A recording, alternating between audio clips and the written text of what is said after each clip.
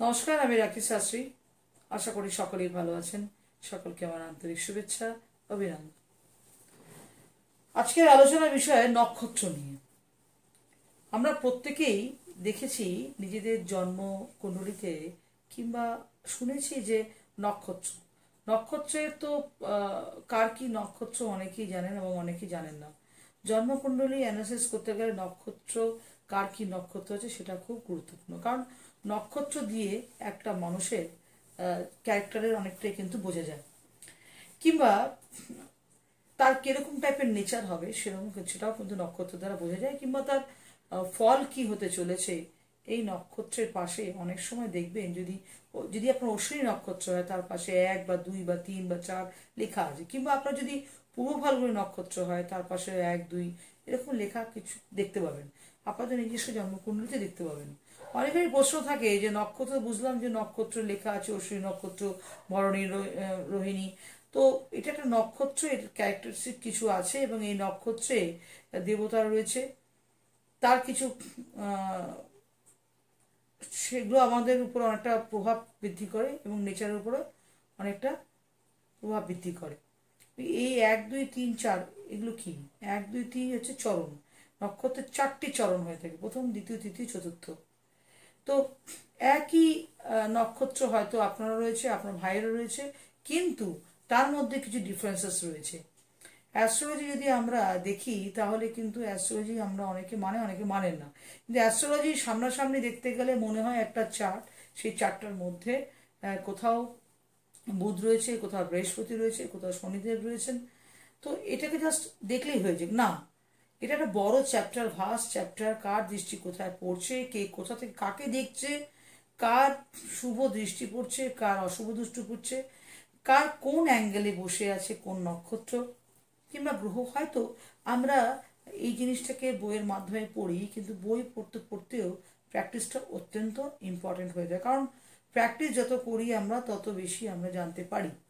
ঠিক সেরকম নক্ষত্রের এই 4টি চরণ অনেকেরই দেখে থাকবেন, তাহলে এই 4টি চরণে মধ্যে দিয়ে কি জানা যায় সেটা আপনাদেরকে বলবো আজকে। প্রথমে বলবো অশ্বিনী নক্ষত্র।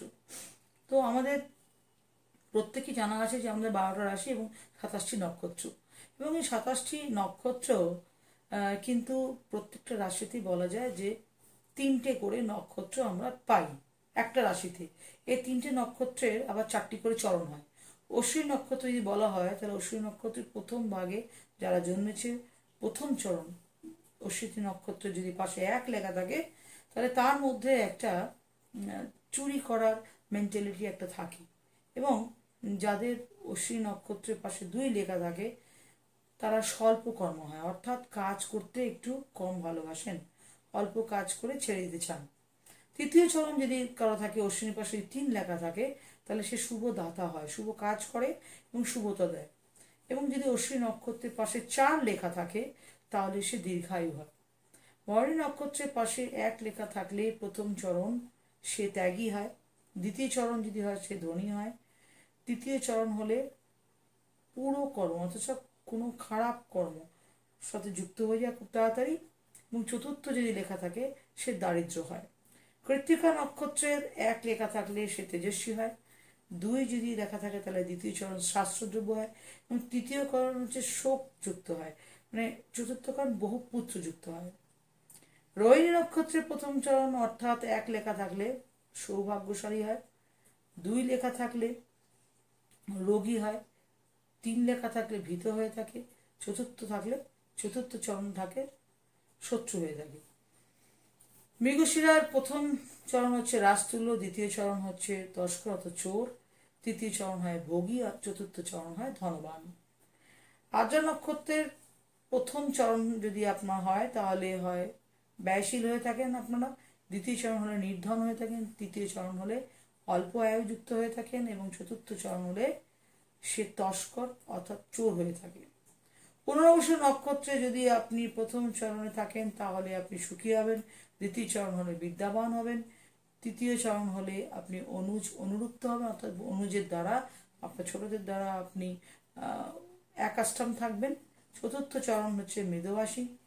পুষ্য নক্ষত্রের প্রথম চরণ হলে দীর্ঘায়ু যুক্ত হবে, দ্বিতীয় চরণ হলে তস্কর বা চোর হবে, তৃতীয় চরণ হলে ভোগী হবে, চতুর্থ চরণ হলে বুদ্ধিমান হবে। অশ্লেষ নক্ষত্রে প্রথম চরণ সন্তান যুক্ত মানে সন্তান দুঃখে দুঃখী হয়ে থাকবে, দ্বিতীয় চরণ হলে বড় সেবী হয়ে থাকবেন, তৃতীয় চরণ হলে রোগী হবেন এবং চতুর্থ চরণ হলে সৌভাগ্যবান হবেন। মঘা নক্ষত্রের প্রথম চরণ হচ্ছে অপুত্রক হয়, দ্বিতীয় চরণ হচ্ছে পুত্রবান হয়, তৃতীয় চরণ রোগী হয় এবং চতুর্থ চরণ সৌভাগ্যবান হয়ে থাকেন। মগচরণের চতুর্থ চরণ পণ্ডিত হয়ে থাকেন। পূর্ব ফাল্গুনী প্রথম চরণ হলে সমর্থবান হয়ে থাকেন, দ্বিতীয় চরণ হলে ধার্মিক হয়, তৃতীয় চরণ রোগী হয় এবং চতুর্থ চরণ হলে স্বল্পায়ু যুক্ত হয়। উত্তর ফাল্গুনী নক্ষত্রের প্রথম চরণ পণ্ডিত হয়ে থাকে, দ্বিতীয় চরণ রাজতুল্য হয়, তৃতীয় চরণ বিজেতা হয় এবং চতুর্থ চরণ ধর্মপরায়ণ হয়ে থাকেন। হস্তা নক্ষত্রের প্রথম চরণ হলো বীর হয়ে থাকে, দ্বিতীয় চরণ বাদী হয়, তৃতীয় চরণ রোগ দ্বারা পীড়িত হয় এবং চতুর্থ চরণ শ্রীমান যুক্ত হন। চিত্র নক্ষত্রের প্রথম চরণ তস্কর যুক্ত হয়, দ্বিতীয় চরণ চিত্রকার হয়ে থাকেন, তৃতীয় চরণ হচ্ছে পরবাদী হয়ে থাকেন এবং চতুর্থ চরণ পণ্ডিত হয়ে থাকেন। সাথী নক্ষত্রের প্রথম চরণ যদি কারো জন্ম হয় তাহলে সে তস্কর বা চোর হয়ে থাকেন, দ্বিতীয় চরণ হলে স্বল্পায় যুক্ত হয়ে থাকেন, তৃতীয় চরণ হলে সে ধর্মপরায়ণ হয়ে থাকেন এবং চতুর্থ চরণ যদি কারো হয় সে রাজছত্রিশ হয়ে থাকেন। বিশাখা নক্ষত্রের প্রথম চরণে নীতিজ্ঞ হয়, দ্বিতীয় চরণে সাৎসজ্ঞ হয়ে থাকে, তৃতীয় চরণে যদি কেউ জন্মায় তো সে বাদী হয় এবং চতুর্থ চরণে দীর্ঘায়ু হয়। অরুণাদা নক্ষত্রের প্রথম চরণ তীব্র তার নেচার হয়ে থাকে, দ্বিতীয় চরণ ধর্মপরায়ণ হয়ে থাকে, তৃতীয় চরণ সে দীর্ঘায়ু যুক্ত হয় এবং চতুর্থ চরণ সে সঞ্চয়হীন হয়ে থাকে। জ্যেষ্ঠ নক্ষত্রের প্রথম চরণ ক্রূর হয়ে থাকে, অর্থাৎ খুব বলা যায় যে অর্থাৎ হিংস্র প্রকৃতির হয়ে থাকেন, দ্বিতীয় চরণ ভোগী হয়, তৃতীয় চরণ বিদ্যাবান হয় এবং চতুর্থ চরণ উচ্চবান হয়। মূলা নক্ষত্রের জাতক বা জাতিকার মূলা নক্ষত্রের পাশে যদি এক লেখা থাকে তাহলে সে ভোগী হয়, দ্বিতীয় হলে সে চরণে যদি থাকে তাহলে ত্যাগী হয়, তৃতীয় চরণে সুবন্ধু হয় এবং চতুর্থ চরণে সে রাজ সদস্য হয়ে থাকে। পূর্বসারা প্রথম চরণে সে শ্রেষ্ঠ হয়, দ্বিতীয় চরণে সে রাজ সদৃশ হয়ে থাকে, তৃতীয় চরণে সে প্রিয়ভাষী হয়ে থাকে এবং চতুর্থ চরণে সে ধনবান হয়ে থাকেন। উত্তরসরা নক্ষত্রের প্রথম চরণে রাজ সদৃশ হয়ে থাকে, দ্বিতীয় চরণে সে মিত্র বিদ্বেষী হয়ে থাকে, তৃতীয় চরণে মাননীয় হয় এবং চতুর্থ চরণে ধার্মিক হয়ে থাকে। শ্রবণ নক্ষত্রের প্রথম চরণে যারা জন্মগ্রহণ করেন তারা মানী হন এবং দ্বিতীয় চরণে গুণী হন এবং তৃতীয় চরণে বিদ্যাবান হন, চতুর্থ চরণে সে ধার্মিক হয়ে থাকেন। দণ্ডিষ্যা নক্ষত্রের প্রথম চরণে দীর্ঘায়ু যুক্ত হন, দ্বিতীয় চরণে পণ্ডিত হন এবং তৃতীয় চরণে ভীরু হন এবং চতুর্থ চরণে নারী অনুগত হয়ে থাকেন। শতবিষা নক্ষত্রে প্রথম চরণে বাগ্যী হয়ে থাকেন, দ্বিতীয় চরণে শ্রীযুক্ত হন, তৃতীয় চরণে ব্যক্তি সুখী হন এবং চতুর্থ চরণের ব্যক্তি পুত্রবান হয়ে থাকেন। পূর্ব ভাদ্রপদ নক্ষত্রের প্রথম চরণে বীর হয়ে থাকেন ব্যক্তি, দ্বিতীয় চরণে তস্কর হয়ে থাকে বা চোর হয়ে থাকে, তৃতীয় চরণে যার অর্থাৎ বুদ্ধিমান হয়ে থাকেন এবং চতুর্থ চরণে ছিদ্রান্বেষী হয়ে থাকে, অর্থাৎ পরের দোষ খুঁজে বেড়ানোর মতো মেন্টালিটি তার তৈরি হয়। উত্তর ভাদ্রপদ নক্ষত্রের প্রথম চরণে রাজ সদৃশ হয়ে থাকে, দ্বিতীয় চরণে তস্কর বা চোর হয়ে থাকে, তৃতীয় চরণে পুত্রবান হন এবং চতুর্থ চরণে সুখী হয়ে থাকেন। এবং শেষ নক্ষত্রে রেবতী নক্ষত্রের প্রথম চরণে হয় জ্ঞানী, দ্বিতীয় চরণে হয় তস্কর, তৃতীয় চরণে হয় যুদ্ধে জয়ী এবং চতুর্থ চরণে হয় ক্লেশ। এই গেল নক্ষত্রের পরিচয়।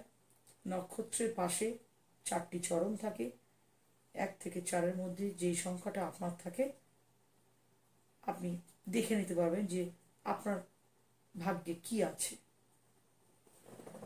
নমস্কার, ভালো থাকবেন।